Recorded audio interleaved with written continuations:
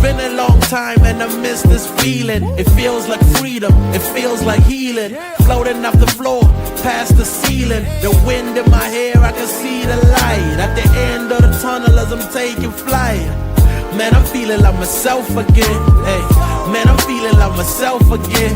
It's been a long time and I miss this feeling. It feels like freedom, it feels like healing. Floating off the floor, past the ceiling. The wind in my hair, I can see the light at the end of the tunnel as I'm taking flight.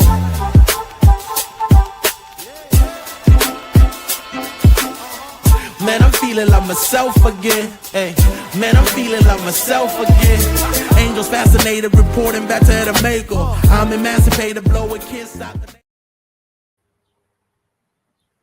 All right, good evening, everybody. What's up? It's the No BS Show. I am your host, Sonia, of course, with my, I don't want to say lovely co-host because that doesn't fit here, with my co-host, B. Strilla, the Detroit. Well, I could be lovely.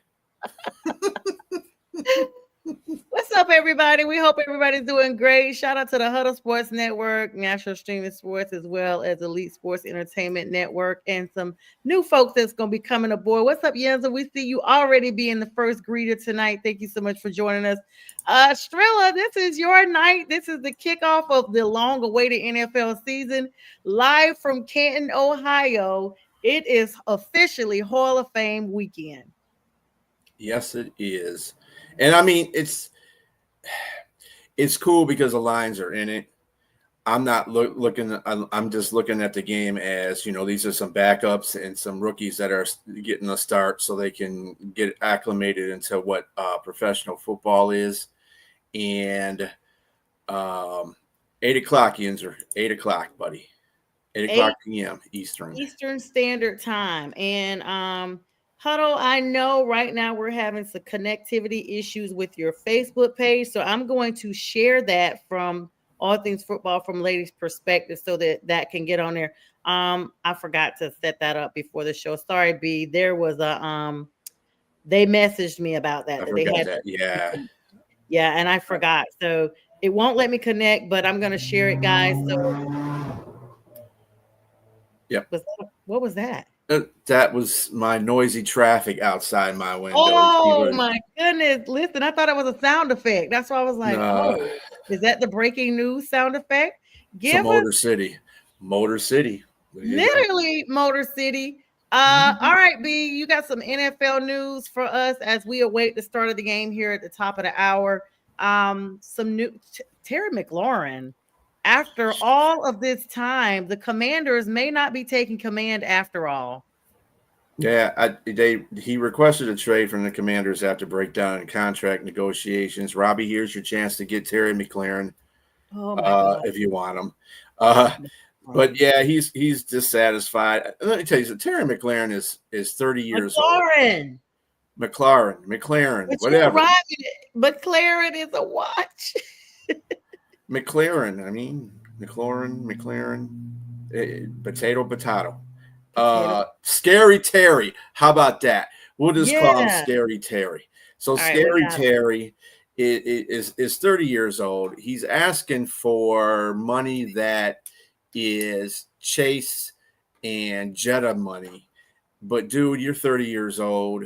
You're on a downcline and you had some injuries in the past that kind of So you're kind of in the same boat with Hendrickson. At least Hendrickson's showing up to his – well, I mean, Scary Terry has too. But Hendrickson is, you know, they're trying to work with Hendrickson. They're not having him get paid more than TJ Watt or Garrett because he's not better than them too.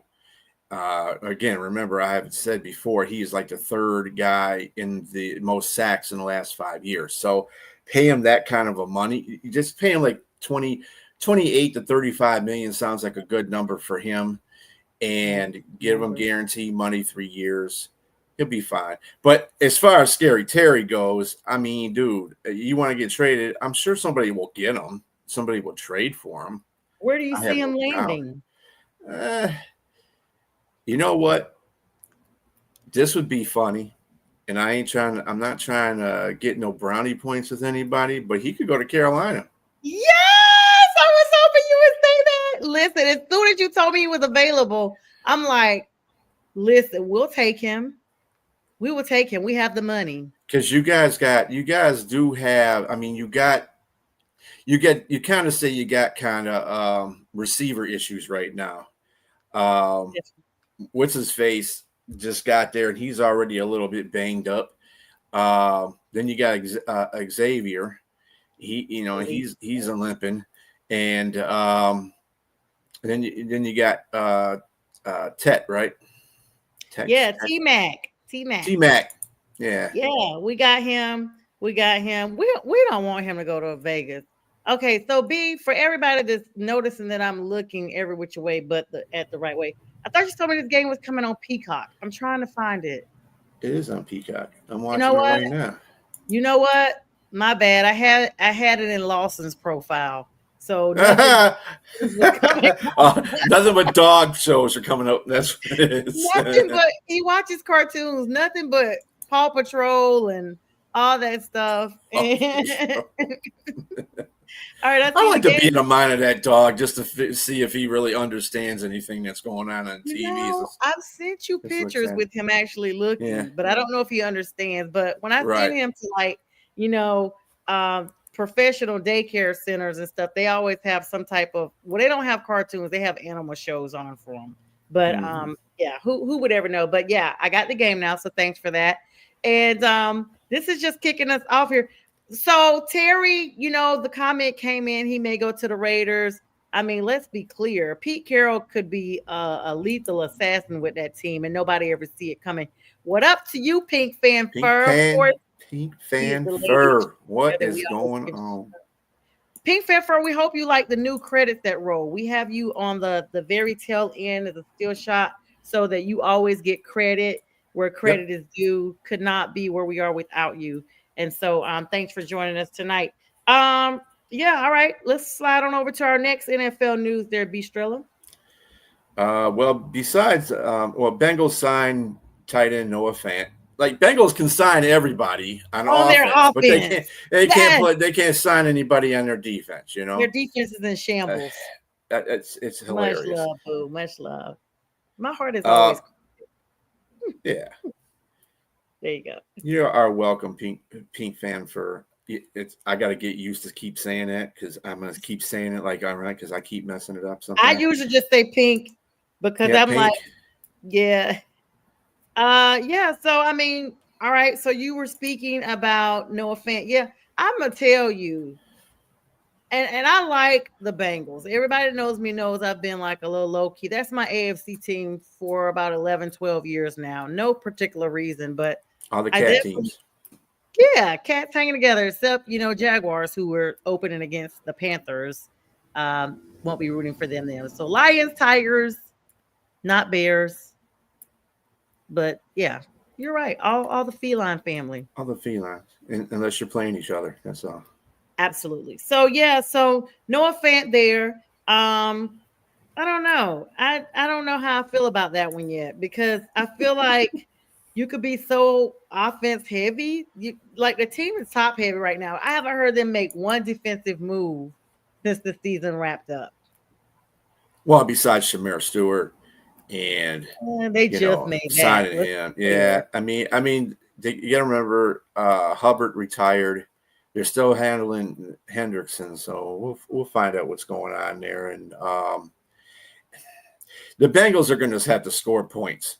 And they're going to have to, if they go against a good defensive team, that's a no-go for the Bengals. They're going to lose that. They need to come out. What the Bengals really need to do, though, to start their season, they need to come out the box swinging. And that means they need to start winning games. They don't need to go out 0-2, 0-3, 0-4, 1-3. No, that you can't be doing that at the beginning of the season. They got to start winning games. Even the preseason? Do you think even the preseason? I don't care about the preseason. What if they come out and they win every game from the preseason? They just that is just like if you're so undefeated that you're undefeated from the preseason all the way up. Like that would That just be don't so mean anything. The Lions were undefeated in 2008, and what happened to them? They went 0-16. Come on. The preseason don't mean anything. It doesn't. It doesn't. You can be a it does. preseason warrior like the Well, I was Ravens saying if were. you add that to the regular season, like not, No, I not don't. just the preseason.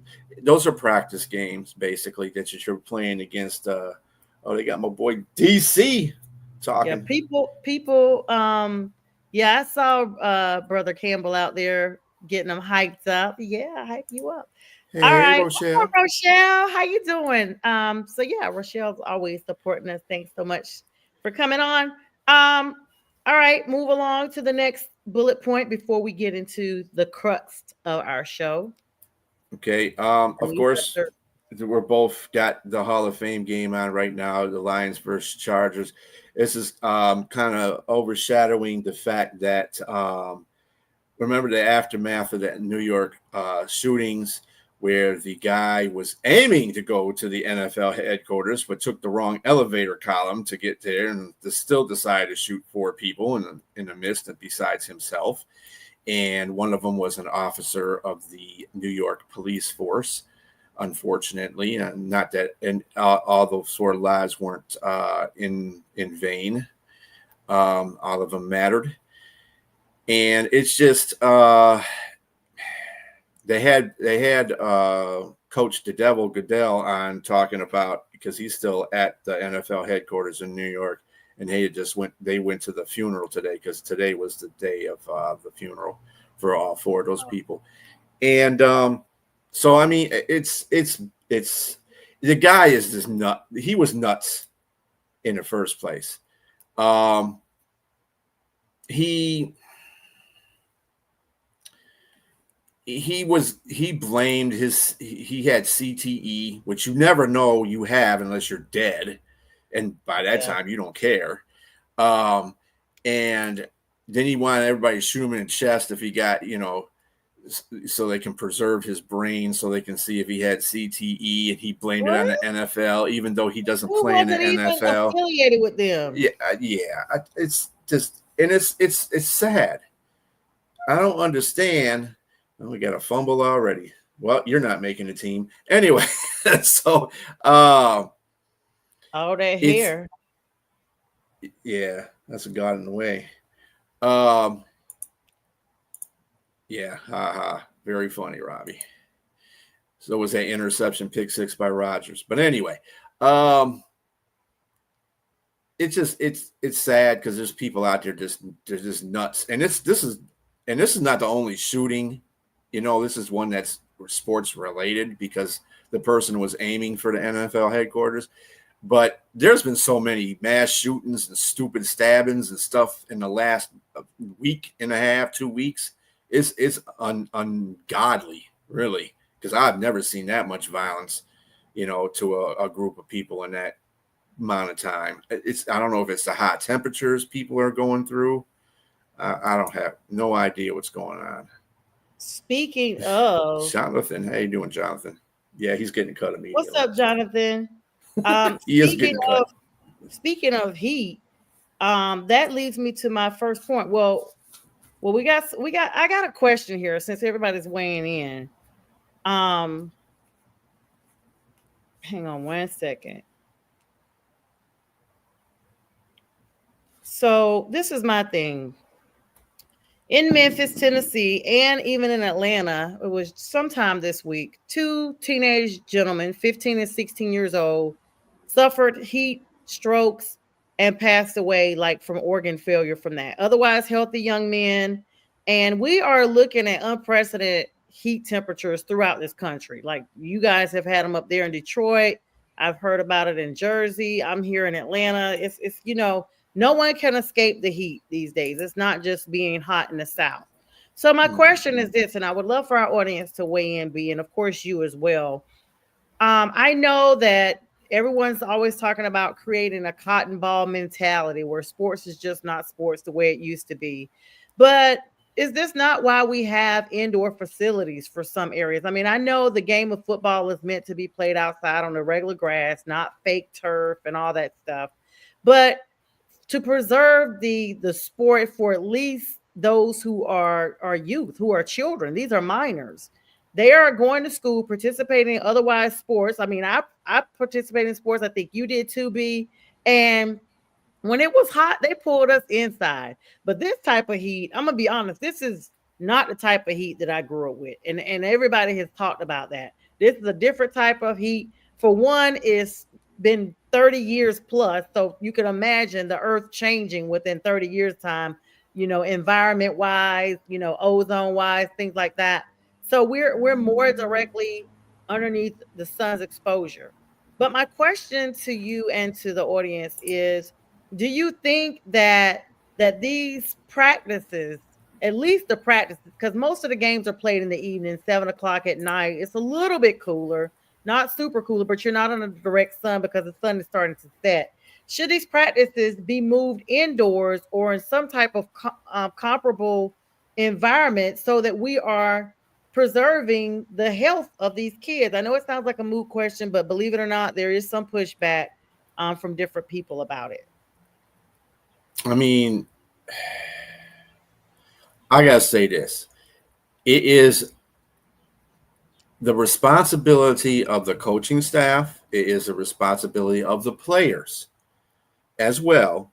Let's not forget that, to also understand where you're at as far as the temperature is concerned. So if it was Yinzer's temperature, like it was 97 degrees and the humidity was 101, it made the temperature feel like 101, then you sparingly do practice. The reason coaches do this out in the outdoors is because you play in the outdoors, and you have to be able to play through that type of heat.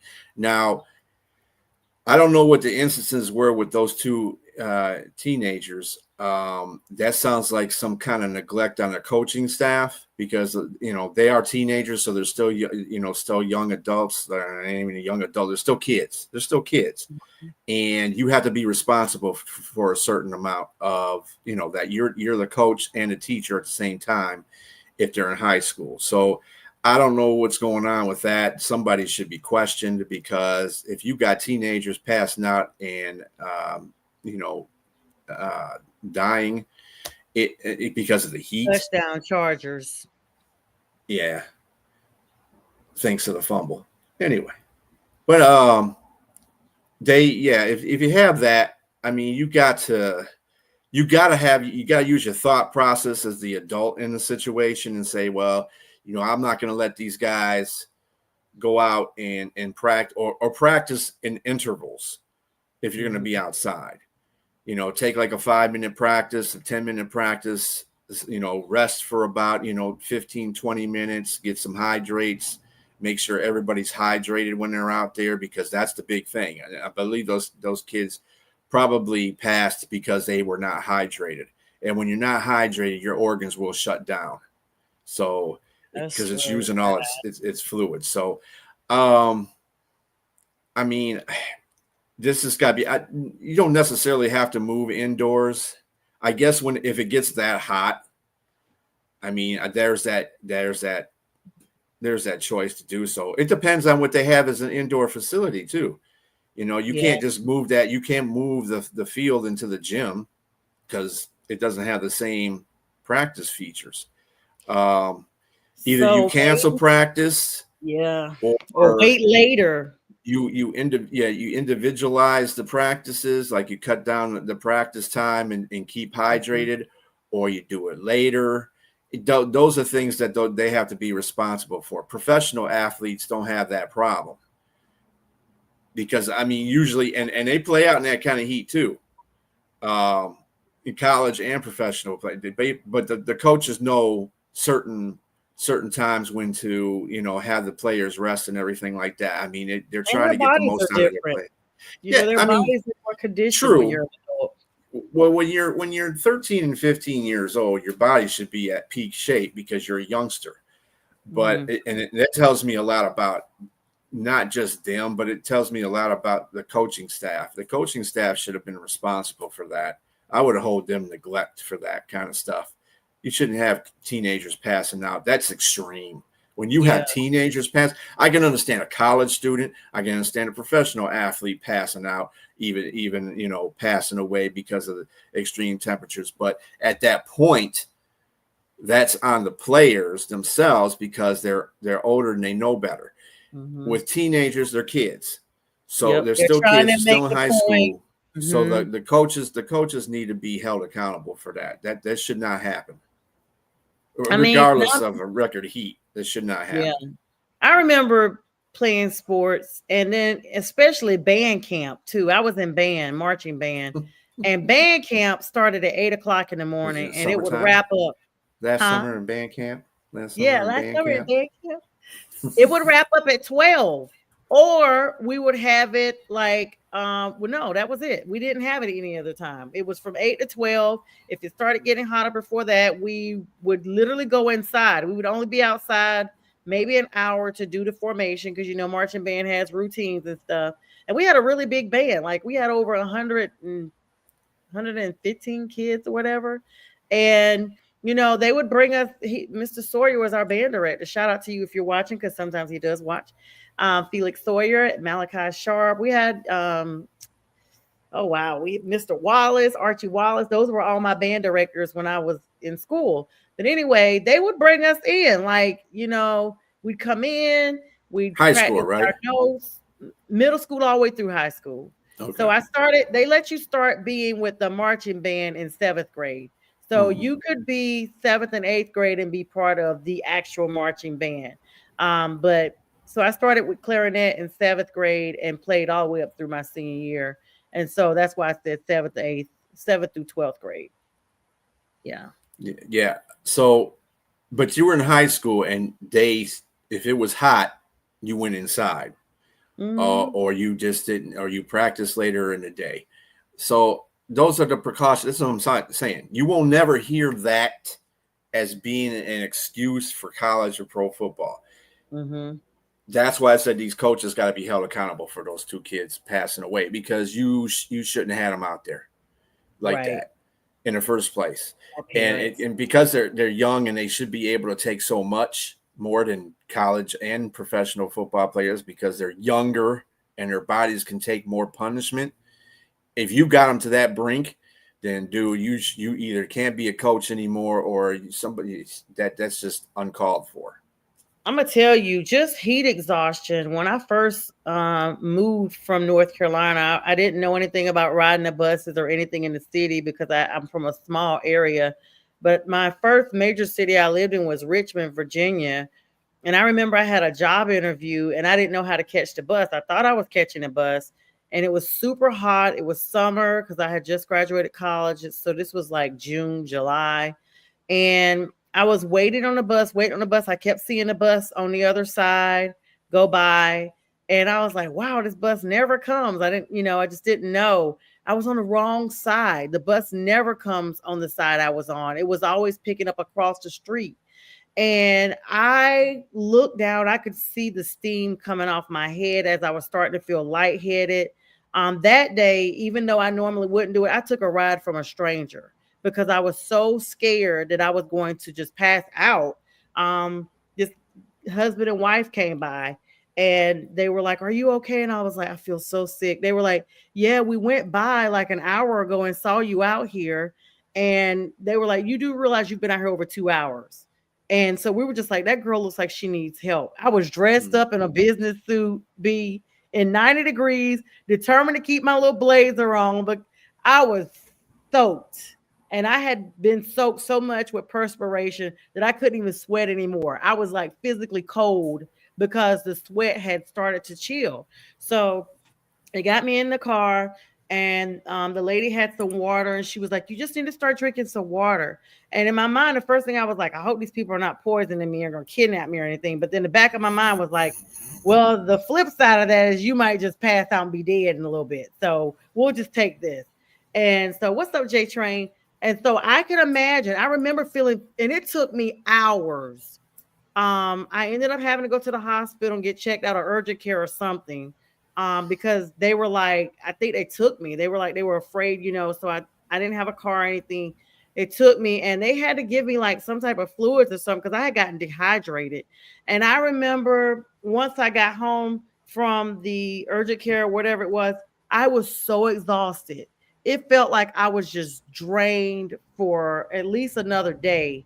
I felt like I just couldn't sleep enough, couldn't just, I was just, meh. Mm-hmm. So just imagine this type of heat now, and these kids are still going, and they don't have that, pull away factor to regroup. And if I had to go get nutrients, and that was when I was 20, 23, so, just a little bit older than they were. Imagine these kids out there in the heat index is 117 now. Yeah, like I said, that's and they're teenagers, so that rests solely on the shoulders of the coaching staff. They need to figure that out real quick. They know it's hot outside, and not estimating the fact that that could happen to the teenagers is irresponsible on their part. And like I said, if I was the parents of them kids, I would be going after the school about that, because there's no way in heck that I would have kids out there if I was a coach out there practicing. If it was like that hot out there, it's 117, 118 degrees. I'd be like, if they had to practice, it would be later on in the day, or it would be in intervals, and everybody would be fully hydrated. So, they practice for about 20 minutes and go off the field for 30 minutes, get hydrated, drink all the nutrients they need to get, and then go back on the practice field for 20 minutes and do the same, just kind of do a rotation thing. Or if they have a facility they can go into that provides the same atmosphere as inside, then they can do that too. I don't know too many high schools that have that advantage anywhere, even in the South. So it's the responsibility of the coach. I think for me, even because like a lot of people know, I go to the gym now a lot. B, you go to the gym a lot. Even with us working out inside of a gym, I started drinking Powerades because it's so hot. Just getting into the car, and sometimes I don't live super far from my gym. Sometimes I will walk up there, but it's been so hot now. I'm like, no, I'll drive and save that half mile walk because it's just so hot. But we're drinking Powerade and replenishing, and not even outside that much, but just because we are indoors and exerting. So it definitely needs to do that. So yeah. So all right. So I had another segment I was going to talk about, but I do want to talk about one more that's actually maybe a little bit more pressing than the other. Well, B, did you have something to say? Nope. You got it, girl. You got it. I saw your face. No. All right. So this is the thing. I'm actually tired with this conversation, to be honest.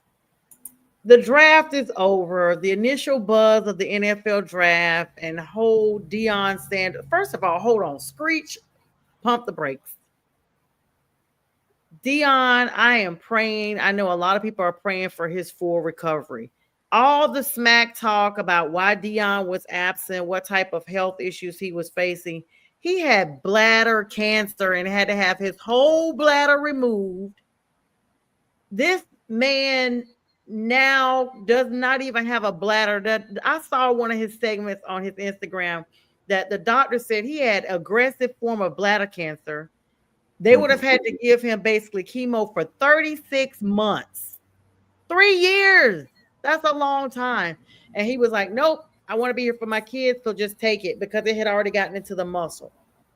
Deion walks around now with a bag, and they took part of his intestines. I heard the doctor say this, to make his bladder. And while his bladder is still trying to, this new bladder that they formed, he's going to have to wear a bag. He doesn't even have the chemical sense in his brain anymore that we do that tells us when to go to the bathroom. He will never have that again. He will have to set a timer for the rest of his life and go to the bathroom and press his stomach to expulse the urine from his body. And he even said, he was joking, but he may be serious. He said he's going to try to find out some way to do a collaboration with Depends. I was so heartbroken when I heard that because Dion is only 57 years old and he's already gone through issues with having lost his toe now. And now here we are talking about him literally almost leaving us. He said Randy Moss reached out to him. Of course, Randy had just gone through his own cancer battle. And I thought he was just retiring. I didn't, well, not retiring, but I knew it was something, but I thought it was related to his foot. Never in my mind did I imagine it was something so major. And he's very transparent about it. So let's talk about that for a little bit, B. What were your thoughts when you first, like, were you shocked that it was that, I mean, cancer don't care who you are. Care Right. if you're black, don't care if you're white, don't care if you're red, don't care if Rich, you're yellow, don't care if you're rich, don't care if you're poor, don't poor. care if you're a woman or care if you're a male. Yeah. Doesn't care. And it hits anybody. And I think Dion is I admire Dion and his transparency and his candor with it. I mean, he can make light of the fact, like he Yeah. was talking about him and his grandson going to bathrooms at the same time. So Yeah. all I gotta do, we'll both go at the same time because now I understand. So I mean, the dude is gonna still coach. He's going to coach with no toes, basically a couple of no toes and no bladder, and that right there is a testament to that guy. He's battling through it, and he's going to stand on top. He's prime time. Prime time said, "Cancer, F you." Yeah, I'm he's like, doing it won't this. be no prime time lights out for me. No, that's right. So I mean, you got to give him credit for that. That dude is standing at the top of the mountain right now. So I mean, yes, he's going to have to deal with some stuff at his age, 57. Still But so at the same young. time, I mean, you deal with it and you move on. And probably by the time he's 60, 62, it'll be something that's just like breathing for him. Yeah. So, I mean, and as long as he feels he gets to live, as long as it doesn't reoccur again in his system, the cancer doesn't come back, he should be good to go. He's a healthy guy as much as his body is taking a beating in the NFL. He's a healthy guy. So, and if he's out there running up and down the lines and being a coach, hey, you got to give him his props for that. Yeah. Speaking of his props, he went to Tampa Bay to visit Shiloh. And he basically, wanted to encourage both of his sons. And Shiloh has been having a great time. We've been seeing him all over social media, working at KFC and pretending to be Dion. He is hilarious. I actually love to see Shiloh on doing all of his stuff. Shador Sanders, we're actually talking about that here next, J Train. Shador took a tanking, for lack of a better word, in the NFL draft, and I thought that would be the end of it. He would go into the, to the Browns and show and prove who he is, and basically make his name taste like boo boo and all the haters' mouths. Well, this is far from over. There's a clip out now. The Cleveland Browns owner coming out saying, what day did we pick him? Oh, on a Saturday? Yeah, if I knew that was going to happen, I would be like, but that wasn't my decision. I mean, so negative. And then they've got a crowded quarterback room. And Shador told his dad, don't even come to Cleveland, Dad. I'm not even getting any reps right now. I'm only getting 2 or 3 reps. It's no need you even wasting your time coming to see me at practice. And I mean, it's just a situation that, like, he's already taken a major hit by slipping to, like, they are going to continue to talk about this for a long time, slipping down the draft selection. But will he actually ever be in a position to be an elite quarterback with the Browns? Or do we see a situation where he's there, we see him here and there, and then he's going to eventually have to either be traded, or will he fade into the darkness? I mean, what are your thoughts on that? Absolutely, J Train. I think that what they need, the media needs to get involved. The media is already starting to get involved with this, because I just saw something on ESPN the other day about the 4 quarterbacks that were practicing, and they showed the training camp for the day of how the quarterbacks did, and Shador was the only quarterback that threw 2 touchdowns in the drills. And I'm thinking that this is what the media is going to have to start doing. They're going to have to start getting involved and increasing Shador's stock. And once the media gets involved with it, there's not too much the NFL can do.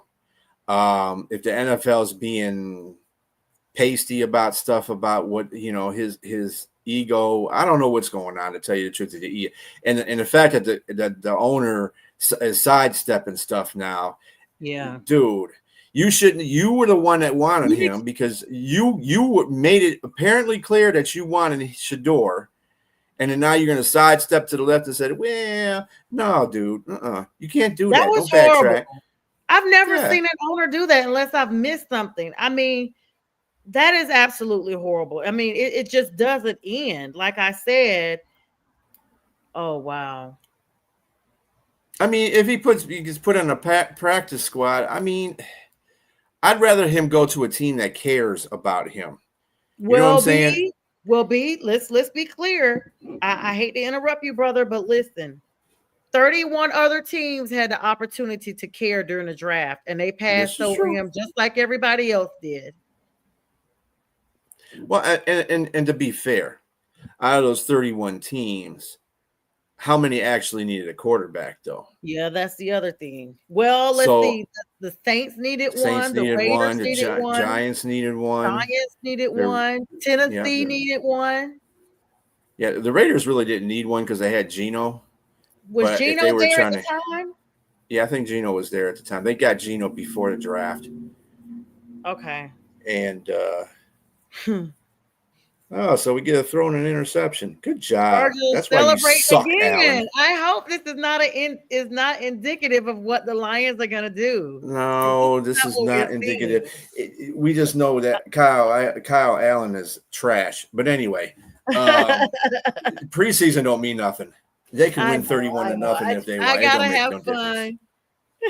You gotta pick fun. Yeah, I mean, but J Train. Steelers was the other one that needed a quarterback. Yes, J Train is right. Steelers, J Train. How could I forget? They were the ones everybody thought was gonna actually be the ones to take Shador. Mm-hmm. Yep. So I mean, and then you're right, because those teams did not get him when they had a chance to get him. So I don't know what's going on, to tell you the truth. This is not going to end. If it ends good, somebody's going to have to be a superhero in this whole situation outside of the Sanders family. Dad can't be involved. You know, Shador definitely can't be involved. His brother can't be involved. Somebody's got to be Superman coming out the left field and helping this guy out, because it doesn't seem like anybody wants to be that guy to come in and swoop him up and put him under their wing and get him to where he should be at. I'm not sure. I'm not saying that Shador is the greatest quarterback in the world. Okay. Yeah, I know all the comments that J Trey makes about, he didn't have an offensive line and he barely had this and he barely had that. I mean, but he didn't play in a tough I mean, Colorado's not in the greatest division anyway. Yeah. But at the same time, I mean, he can have a career. He can have a legitimate career in the NFL if he gets to start. So I don't think it's fair to him. Yeah, this has already reached, of course. Roger Goodell has made comments about broader comments about player conduct, the draft process, and the importance of teams getting it right when they draft. And they want to talk about it being fair and equitable system for all players, regardless of what their last name is. So Goodell has been kind of mum, but he's made some type of comments. But at the end of the day, this is really a bad situation all around. It's bad for Shador, who's not getting a chance to really develop right now with only 2 or 3 reps. It's bad for the Browns, who appear to be mishandling a young asset, a young talent.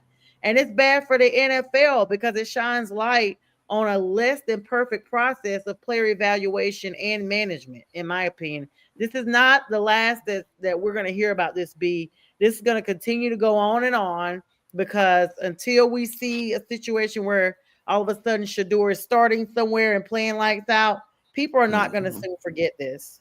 Mm-hmm. You got it. And like I said, it's unfair to him. I mean, are they that? I don't know if they're afraid that he will succeed. If it was any kind of thing, I would think the NFL would want to go if they were strong about him not being a great quarterback coming into the draft, and then wouldn't you want him to start him so he can fall on his face? So you can say, oh, see, I told you he wasn't a good quarterback. Right. This is and that's what they should do if that's what they want to do. But I don't understand why they're just trying to put him underneath the turf. I'm not understanding that whole situation. Somebody rubbed somebody the wrong way. I don't know what Shador did to, regulate that. I mean, ego is one thing, but then when the whole NFL is like, all the teams in the NFL, I'm not talking about Goodell himself. I'm talking about the team owners. They're sitting there talking about, we don't want him. Yeah. Well, I mean, they're still talking about it. Like, so every opportunity that the Sanders family is getting, they're talking about this. Even Shiloh in one of his ruses mocking, Dion. He's at his KFC. He's like, yeah, I'm Shiloh. I'm the favorite son. And I'm Deion Sanders. I played for the Cowboys. And he's like, and by the way, I have another son named Shador. He was supposed to go in the first round, but he went in the fifth. I don't know what happened with that. Like, they're still talking about this. They are not over this. So anytime you see a situation that is continuously being lit, it's like reopening a wound.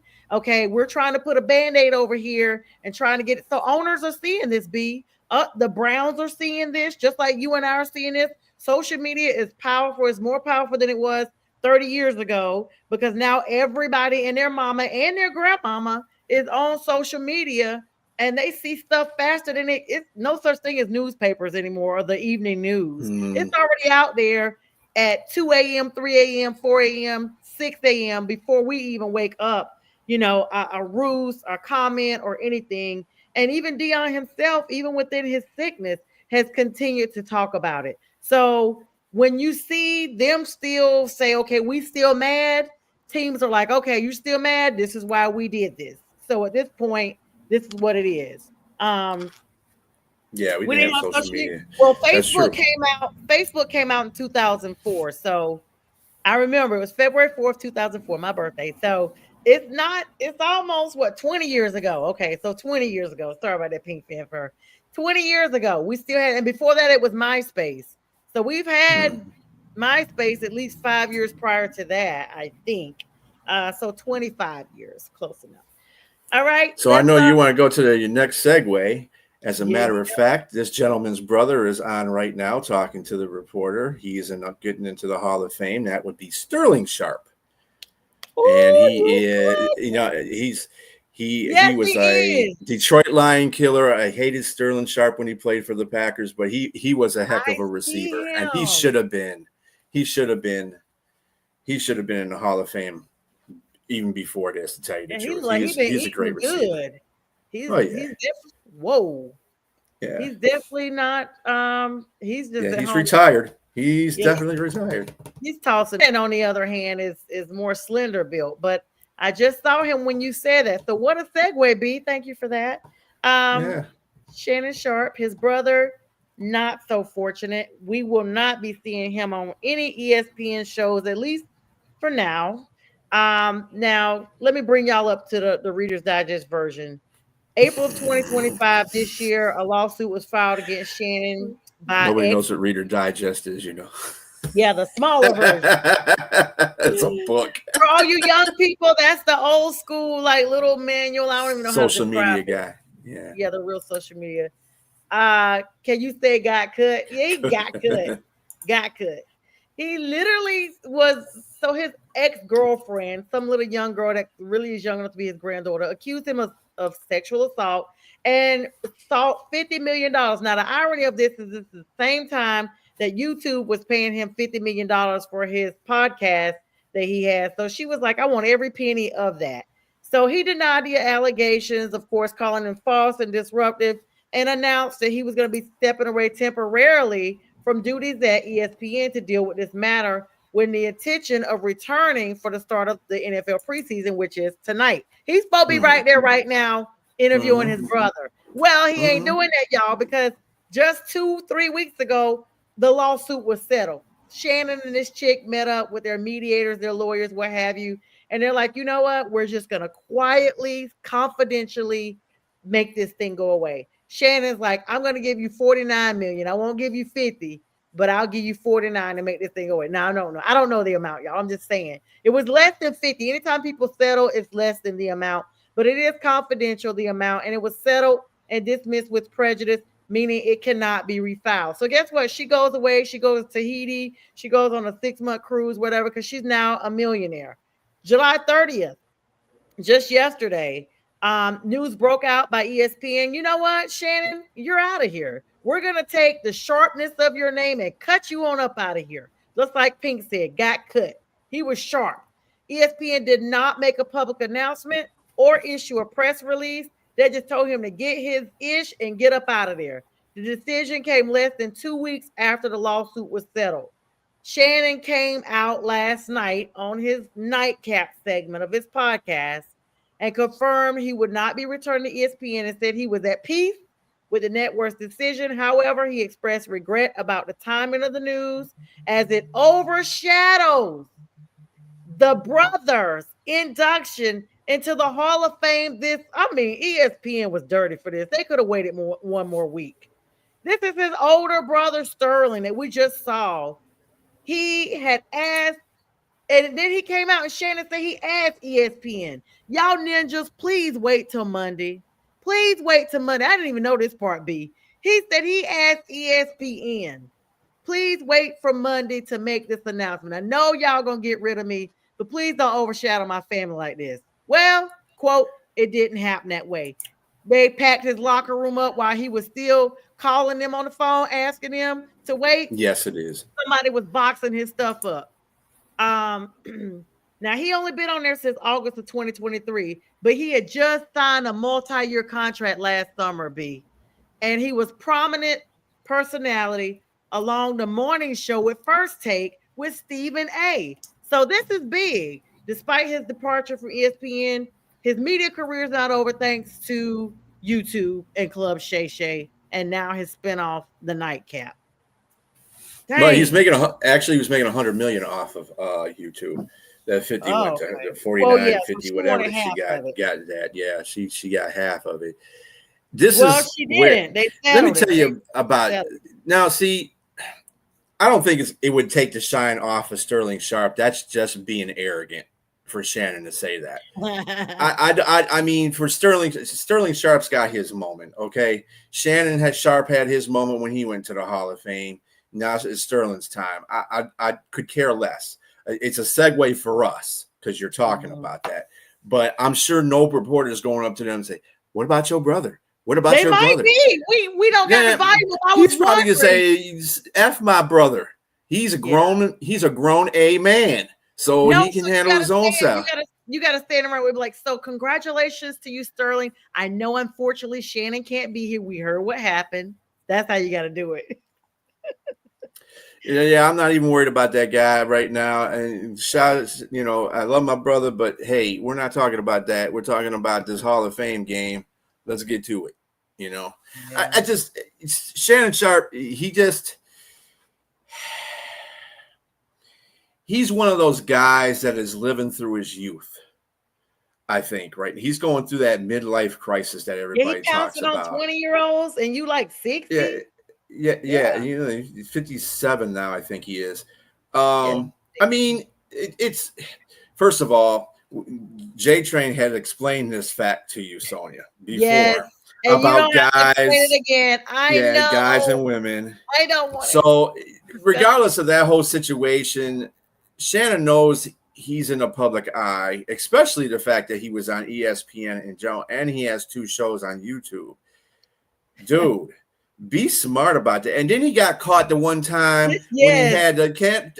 I'm like, dude, come It's on. deliberate. He's an attention seeker. This is the second time. That's why I have my that's fingers already. why he's $50 million less in a pocket right now, because he's an attention seeker. Yeah, And you're like I said, not recording yourself with making noises like that, sir. yeah, Yeah. he needs just to act his age and not his shoe size, like Prince said. And it just, chill out, Shannon. Come on, bro. You were a great tight end in the NFL. You had a great career. He's a tight end now, clearly. And tight well, end. I think he's mostly the passer, not the receiver, if you get my drift. Yeah, but anyway, tight end somebody. He's doing he's doing the mandingo on some women. He needs to stop that. He acts like he might have a problem. He might have a sex addiction. You never know. Yeah, but that kind of behavior is from that kind of behavior. And that's why ESPN probably laughed at him while he was on there begging him to wait till Monday. They were like, "You sorry, Ninja, you just had a issue where a tape came out, and we looked over that. And now here you are." Being accused of the R word at first, and then they said sexual assault. Listen, no, you're not gonna be sitting up here talking about another player that may come out and do this later on. When you yourself, like, imagine him on First Take, and that's the topic of the day, that another player has been accused of this, and you are the one that's sitting there discussing this. But sir, you had the same situation. This makes no sense. Robbie. Thank you, Robbie. We needed that visual. Thank anyway, you so much. I mean, it's just that he's just, like I said, he needs to calm down, act his age. That's what he needs to do. I mean, and if you're gonna be like most people, normal people, and keep that stuff under wraps. You know what I'm saying? We shouldn't be hearing about a 20-year-old and you, because people like Sonia will let you know, and they'll judge you. Especially 20. Like, he could have got somebody in their 40s, and I probably wouldn't have had much to say. Yeah, well, like I said, we already had that discussion. 10 years But anyway, the point is, do you think ESPN was wrong for firing him? I mean, I don't think it'll bother Shannon either way, because he still has that binding contract with YouTube. So, I mean, they paid him the money, so they're going to be responsible for that. Him breach of contract and get it back, maybe. Because it wasn't a criminal act, they won't do it. I think ESPN's been firing everybody though. They fired Joy Taylor. They've been firing everybody. So they've been firing a lot of the ESPN's just going on this money thing right now. I think they're just trying to, I don't know if they're trying to bring in fresh faces or they're trying to consolidate. But, ESPN is the the 4 letters that, people cringe at hearing all the time, because they're not the greatest. They have a lot of people on there that have bad analysis on sports. And then they have good people on there too. And then like Joy, whole thing about her when she got fired is because the stipulation that she was having sex with people on her staff, in her grouping. And even though I don't know if they had proof of that, I don't know if anybody came out and said, yeah, I was with Joy. I don't know if anybody had any of that. Yeah. So it works on both ends. They're not taking that. It's a Disney, and it's owned by Disney. Just remember that. And see, J Train, right? It's owned by Disney, so we're not going to have any sexual fraternization going on. Well, you know what, Disney this day and age. I mean, Disney is the same company that pulled out of Atlanta because Atlanta was going to do transgender bathrooms or same-sex bathrooms, and they pulled out of a lot of their field. It was a big mess. But listen, you know me, B, while I ask questions, I also research questions. And actually, YouTube does have a small window to cancel this contract, because YouTube have general policy, what's called creator responsibility. And some of their policies for their larger contracts include taking action to protect their community. You know, they're always talking about copyright infringement, and like we see this when we air our stuff, B. And they're talking about the creators' on and off platform behavior if it could harm their users, community, employees, or ecosystem of YouTube. This could include a channel losing its ability to serve ads, earn revenue, or even be removed from the YouTube partner program because this lawsuit was settled. Please take that comment down. I was waiting for you to I say saw it something. and I immediately was just waiting for it to disappear. J Train, we will see you tomorrow night, brother, and we'll talk about almond joy. That you feel like that was great, But J Train. This I thought is a Robbie would have major, posted that. absolutely.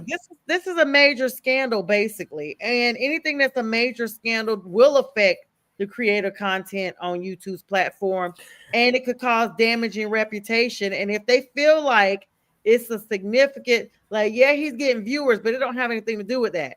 If they feel like his reputation overall takes a significant enough blow, it could be grounds enough for them to start losing some of their advertisers, and thus they'll remove him from the platform. Well, they ain't gonna do it.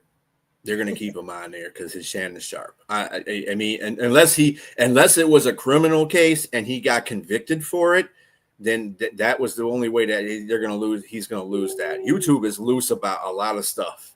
They might have it in a contract and may say stuff like that, but I'm gonna tell you, there's a lot of YouTubers out there That do way worse. Yeah. that do way worse. In fact, one of the YouTubers was one of the ones that went out in locally here. She was doing a YouTube thing, and she shot her manager at a McDonald's. I think it was McDonald's manager, because the manager told her that she had to leave because she was making YouTube videos. Oh wow! At McDonald's. So she came back and she offed her. And yeah, and that's what I'm saying. Yeah. No, she did not. She left behind kids and everything. That's sad. That's really sad. We've seen crazy stuff done on YouTube. We've seen people scale buildings just for clicks and likes and end up dying live on their YouTube. Nope. And no, yeah, so you can go back and go to the page and look at the comment after we wrap up. We're speaking of, we only got about 2 minutes, B. I'll let you do the closing remarks here. You could talk about this game that there is in ninja whooping going on, or you could talk about anything else as we get ready to wrap up our segment here. Just have the same energy when Carolina goes through the same thing, okay, in a preseason game. I'm just saying. But we're not. It's preseason. Nobody cares about that. I'm wrapping us because we are the champs. We are the champions. I'm just champions saying. of what? Of everybody. You'll see. Oh, okay. We run the whole NFC. Okay. Yeah, B. Anyway. Always a good show here. Everybody came on, commented. Lots of great topics. Yes, ninja whooping, J Train, ninja whooping. But I know this is not what the Lions look like. They're just resting all their key players. This is Kyle Allen is trash anyway. I don't even know why we even got him as a backup. Oh wow. All right, B, any closing remarks? Got about a minute left here. There was some good MLB trades, by the way. Look out for those to be making some changes to these teams. Seattle was one that made really significant changes to their lineup. So the Mariners, go Mariners, man. Go Mariners. Go Mariners. Yeah. And the Tigers made little changes to their pitching staff, not big ones. They got one of your guys from Atlanta. Yeah, no, Montero. I don't want. Yeah, they can have him, but I am so tired of Atlanta getting rid of that. Just, I can't. Yeah, they will. They'll be. That's right. We will, Rochelle. Thank you. But other than that, I mean, this football is here officially now. I know it's just preseason games, but watch your teams. Don't care about the winning and losing, folks, because that'll come during the regular season. What you want to watch is these players that are rookies, new additions to the team, so forth and so on. So just be professional about your team, okay? Yeah. And be honest about it. If they're gonna be winners like my Panthers, just claim it. And with that, we bid you guys a good night. We'll see you tomorrow night with Friday with the fellas. Peace. Angels fascinated, reporting back to the maker. I'm emancipated, blow a kiss out the neighbor. Saying bye to Felicia, saying hi to Miss Parker.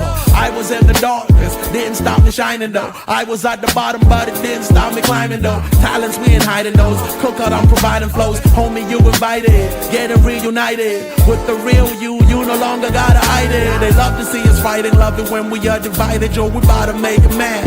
Food on the table, big stacks in the bag. Drink in my hand, watch me do